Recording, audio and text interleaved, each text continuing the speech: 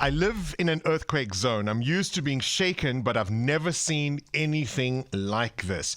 The words there of a reporter describing the impact of the devastating 7.8 magnitude earthquake on the Richter scale. As families slept in the early hours of yesterday, one of the most powerful quakes rocked Turkey and Syria. Residential buildings were razed to the ground in dozens of cities. And as rescuers now search for survivors, the number of dead continues to rise. We know the NGO Gift of the Givers has mobilized teams to assist. And of course, our government, via a statement by the president, has expressed sadness at what really is an unthinkable loss of life. I'm also pleased to tell you that Her Excellency, the Ambassador to Turkey from South Africa, is on the line with us, Dipuo Letsatsi Duba. A very good morning to you, Ambassador. Thank you for talking to us this morning. You are in Ankara, but I imagine you clearly felt the shakes. Good morning, Bongani, and good morning to the listeners at home. Oh, yes, indeed, we felt the shake. It happened about 700 kilometers away from where we are, but it was like it is happening next door. So it is a very serious earthquake, 7.7. We are told this magnitude happened about a decade ago. So, and when it happened a decade ago, it was not as strong as it is now. I mean, we've seen videos on social media, on international news media. Can you describe the extent of the devastation you have seen? Well, we haven't seen the physical situation because we are in Ankara. We were not able to travel to the region yesterday due to a number of reasons, protocol issues, and also the weather didn't allow us to do that. And we were worried because there are also our South African citizens who are in the region. So we see it as you also see on TV. We haven't been there physically ourselves. I mean, obviously, the question we must all ask now is the number of South Africans who may be caught up. Would you have any numbers top of your head in terms of expats living and working in Turkey? According to our records, we have around 7 South Africans who are in prisons. We don't have any people who are working in the area. And we are told the prison has also collapsed, but we don't know as yet whether we have survivors or people are still trapped under the rubbles. We are waiting anxiously so to receive information. We haven't had anything since yesterday. We were at the crisis center almost the whole day, almost the whole night, waiting for information to come, and we haven't received anything. Obviously, visas are issued for travel. Do you have any number, any idea of the number of tourists, for example, that are from South Africa who may be in Turkey or Syria at the moment, who may have been caught up in this?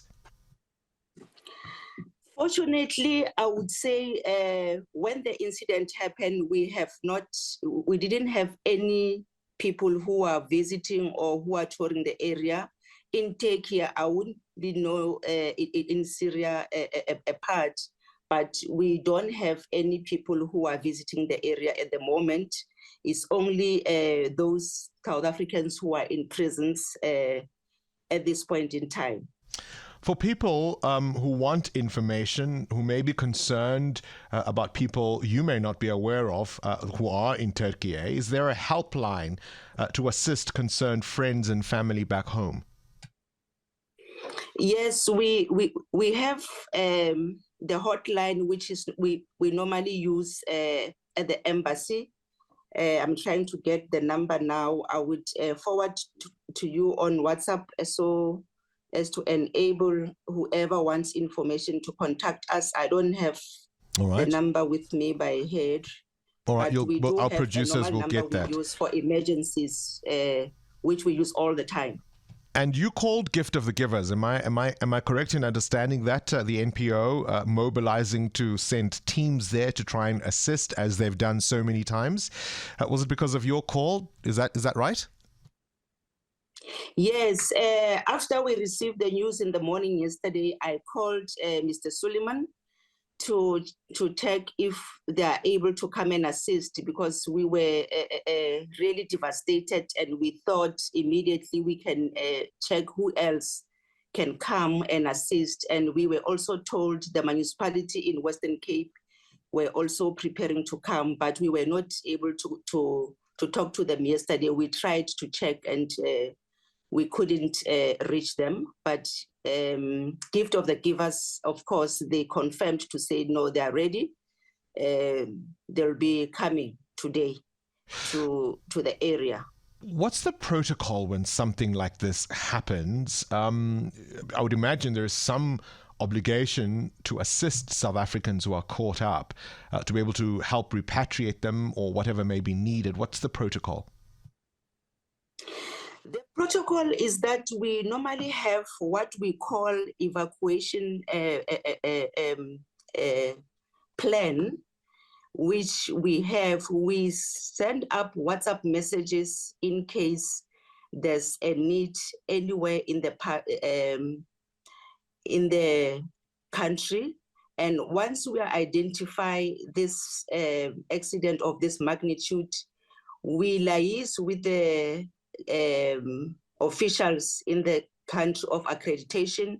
They will be able to assist us to go and reach out for citizens of whatever country. But yesterday we were waiting for the officials here in Turkey to inform us, and there was no information which came to us. We were only at the center the whole day, waiting for the information from the officials in Turkey.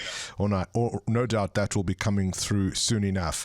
We may speak to you in the days to come. We appreciate you availing yourself to speak to us this morning.